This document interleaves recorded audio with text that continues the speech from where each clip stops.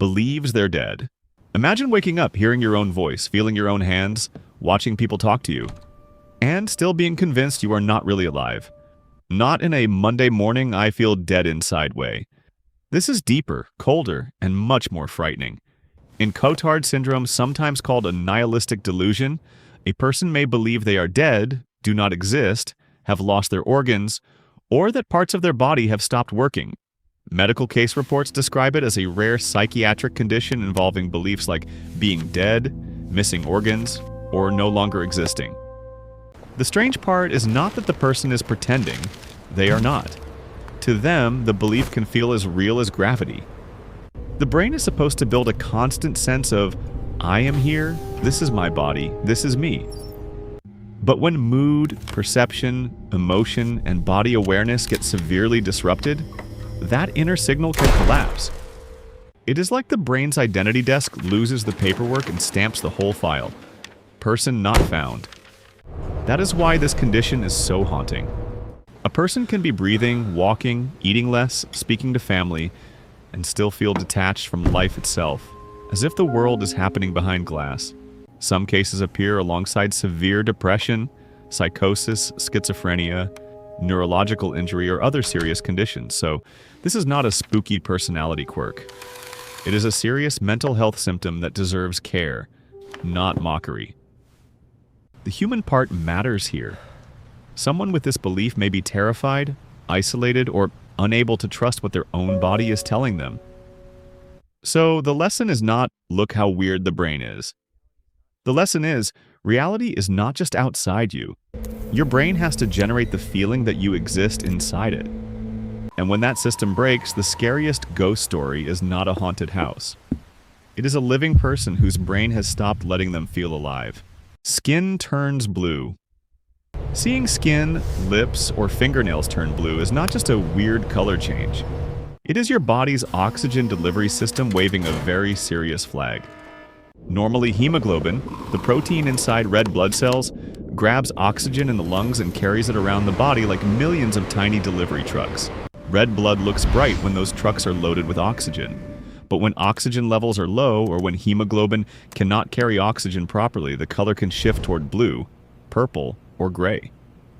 That bluish discoloration is called cyanosis, and Medline Plus describes it as usually caused by a lack of oxygen in the blood. One rare cause is methemoglobinemia, where hemoglobin is chemically changed into a form that holds oxygen badly and does not release it to tissues the normal way. Imagine a delivery truck full of oxygen packages, but the driver locks the doors and refuses to unload. The packages exist. The body still needs them. The system is just failing the handoff. Cleveland Clinic describes methemoglobinemia as a rare blood disorder affecting hemoglobin and causing cyanosis, where skin, lips, nail beds, and the tongue can turn light blue, purple, or gray. This is why the color can look so alarming.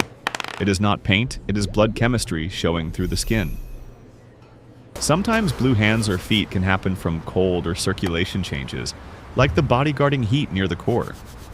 But blue lips, tongue, face, trouble breathing, chest pain, confusion, or sudden severe symptoms are not wait-and-see territory. That is emergency-level oxygen drama, not acute body glitch. Your body is not trying to become a blueberry. It is showing that the oxygen trucks, the blood roads, or the unloading docks are in trouble. And when the delivery system goes blue, the whole city needs attention. Tree bark skin. The skin does not literally turn into wood. There are no roots, no branches, no tiny squirrel moving into someone's hand like it found affordable housing.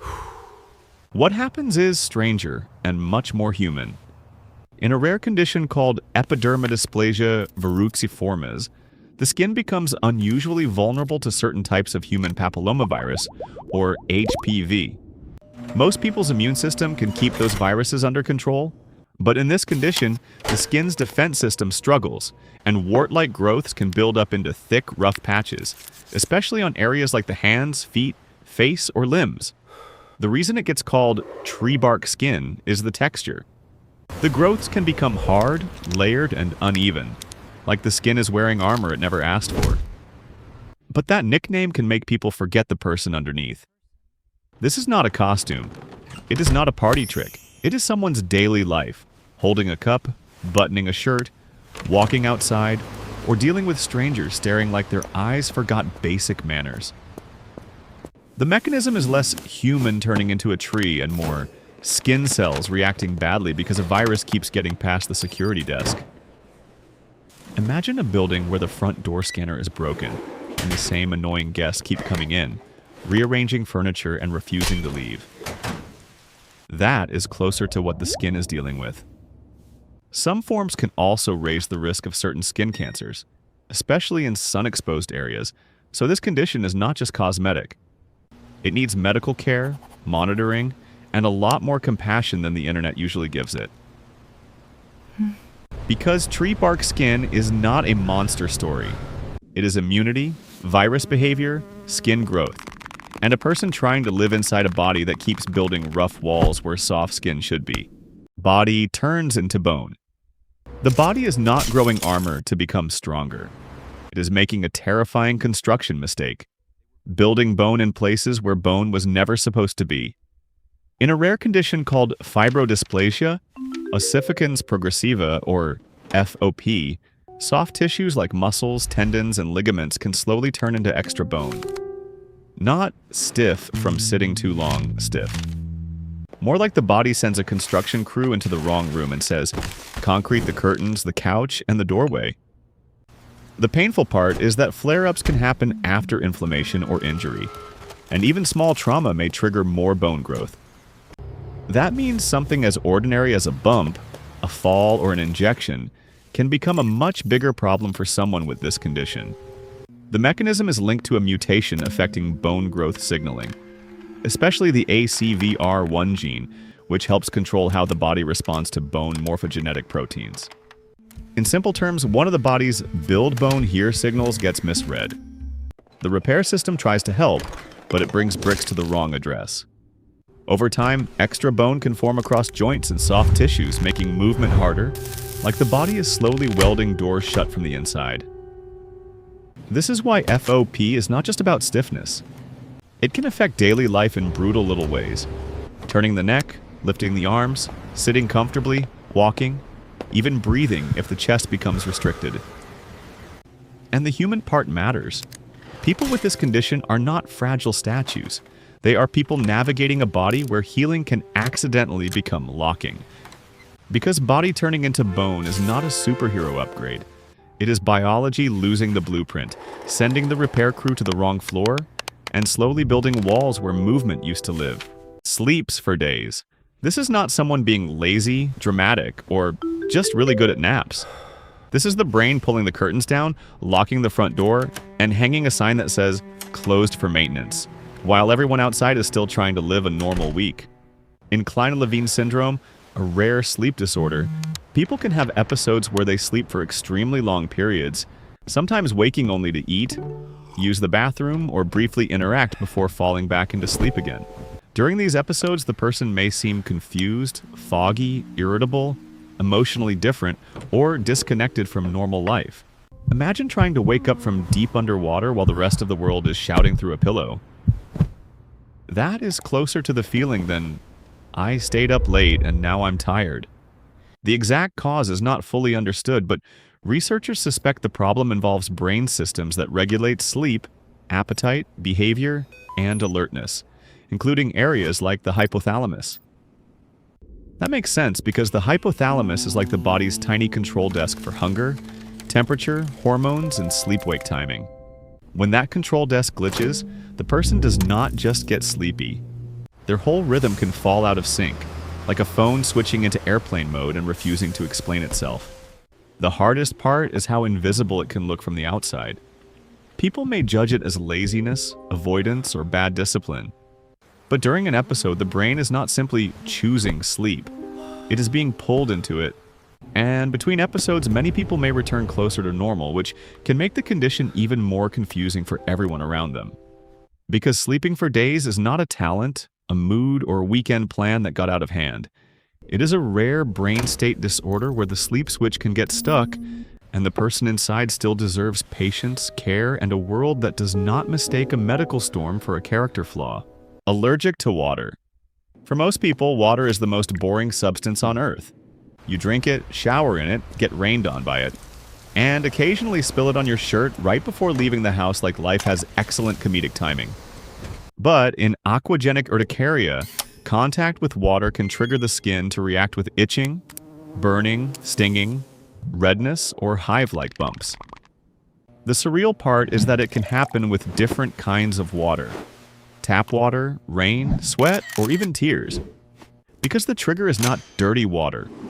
It is the skin's reaction after water touches it.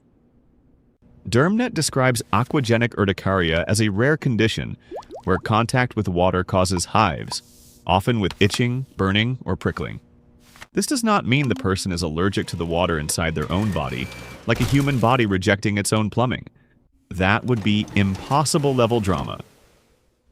The reaction happens at the skin surface. Researchers still do not fully understand the exact mechanism, but one idea is that water interacts with something on or in the skin, which then triggers mast cells and histamine-like irritation. Imagine your skin as a security guard who sees the most normal visitor on Earth, water, and still slams the alarm button like a raccoon entered the control room. The hard part is how ordinary the triggers are. A shower, sweat after walking outside, rain, swimming, crying, even washing hands can become a negotiation. And that is where empathy matters. This is not someone being sensitive. It is a rare skin condition turning everyday life into a schedule of tiny ambushes. Usually the goal is symptom control, often with medical guidance, antihistamines, barrier methods, or avoiding unnecessary triggers, but the details depend on the person. Because water allergy is not a cartoon weakness, it is skin, nerves, immune signaling, and the world's most basic liquid somehow becoming a doorbell your body keeps mistaking for a fire alarm. Hand moves on its own. Imagine reaching for a glass, and one hand helps while the other hand quietly starts its own side quest. It grabs, pulls, touches, unbuttons, or interferes like it missed the meeting where everyone agreed you were in charge.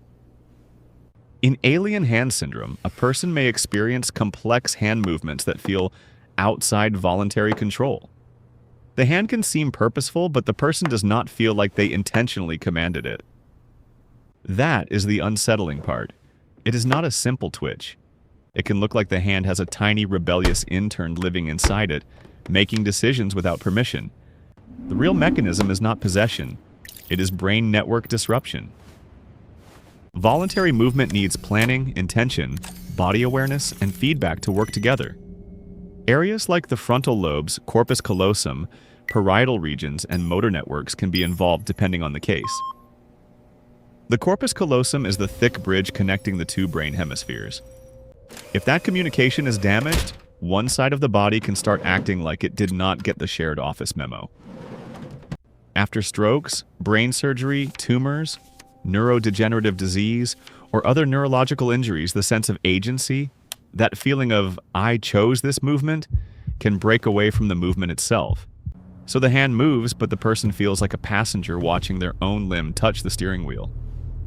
The human part matters here because it can be scary, embarrassing, and exhausting. Imagine trying to button a shirt while one hand behaves like a raccoon with legal access to your sleeves. People are not faking it, and they are not secretly controlling it for attention. Their brain's command system and ownership system are misfiring. Because a hand moving on its own is not a horror movie curse. It is movement without ownership, intention without permission, and the brain's control room, losing admin access to one very determined limb. Hair covers the body. This is not a werewolf story. It is a real condition where hair follicles act like someone left the growth switch taped down and walked away from the control panel. In hypertrichosis, hair grows excessively on parts of the body where that amount or type of hair would not normally be expected. It can happen across large areas or in specific patches, and it can be present from birth or appear later in life. The old nickname werewolf syndrome gets attention, but it can also make people forget the obvious. This is a person, not a costume, not a monster, and not a Halloween thumbnail with a pulse. The biology comes down to hair follicles receiving the wrong instructions. Follicles normally cycle through growth, rest, and shedding, and different body areas are programmed to make different kinds of hair. In hypertrichosis, that pattern can shift. Some follicles produce longer, thicker, darker hair than expected, like a lawn sprinkler system that was supposed to water one flower bed and accidentally floods the entire yard. It is different from hirsutism, which is usually hormone-related hair growth in a male pattern distribution. Hypertrichosis is broader and can happen for genetic reasons, medication effects, metabolic issues, or other conditions depending on the case. The hard part is not only the hair, it is the staring, the jokes, the assumptions, the way strangers sometimes treat someone's body like public property. That is why the tone matters. The interesting thing is the biology. The important thing is the human being living with it. Because hair covering the body is not a fairy tale curse. It is follicles, genes, signals, and growth cycles getting louder than usual. While the person underneath deserves dignity, not a punchline, wakes up with a new accent. Imagine opening your mouth after a stroke, injury, migraine, or neurological event, and the words are still yours. But the sound comes out wearing someone else's passport. You did not secretly learn a new accent overnight. Your brain did not download British Premium Voice Pack while you were sleeping. In foreign accent syndrome, the person's speech changes in rhythm, pronunciation, vowel shape, stress, or timing, so listeners hear it as a different accent. But the speaker is usually still speaking their own language. The accent is not fake. It is not acting. It is the speech system being knocked slightly off its normal settings. Producing speech is a ridiculously precise job. Your brain has to coordinate the tongue, lips, jaw, vocal cords, breathing, and timing all at once, like a tiny orchestra, where every musician is inside your face and one trumpet player is late. Areas involved in language, motor planning, and speech control help shape the sounds. If those networks are disrupted by stroke, traumatic brain injury, multiple sclerosis, migraine, seizures, or other neurological and psychological factors, the muscles may still move, but the pattern changes. A vowel becomes longer. A consonant lands differently. The melody of the sentence shifts. Suddenly friends say, "Why do you sound like that?" And the person has to explain something they did not choose. That is the lonely part. It can feel like losing ownership of your own voice. Not because the words are gone, but because the mouth stopped sounding like home. Because waking up with a new accent is not a magical language upgrade. It is speech timing, muscle control, brain networks, and identity all colliding. And your voice coming out slightly rerouted, like GPS taking the scenic route through your mouth. Smells like fish. The smell is not proof that someone is dirty. That is the first thing to understand because this condition can be socially brutal. A person can shower, change clothes, brush their teeth, use deodorant, do everything right, and still have a fish-like odor coming from sweat, breath, urine, or other body fluids. The condition is called trimethylaminuria, and the problem starts with a chemical called trimethylamine. Trimethylamine is produced when gut bacteria break down certain foods, especially foods rich in choline, carnitine, or trimethylamine N-oxide, like some fish, eggs, beans, and organ meats. Normally, the liver uses an enzyme called FMO3 to convert that strong-smelling trimethylamine into a less smelly form. Very elegant. Very civilized. Like a tiny chemical laundry service trying to stop your body from smelling like a seafood market with poor management. But when that enzyme does not work well enough, trimethylamine can build up and leave through sweat, breath, and urine. That is where the odor comes from. Not laziness, not poor hygiene. Chemistry. The cruel part is that the smell can change with diet, hormones, stress, illness, or gut bacteria. So it may come and go unpredictably.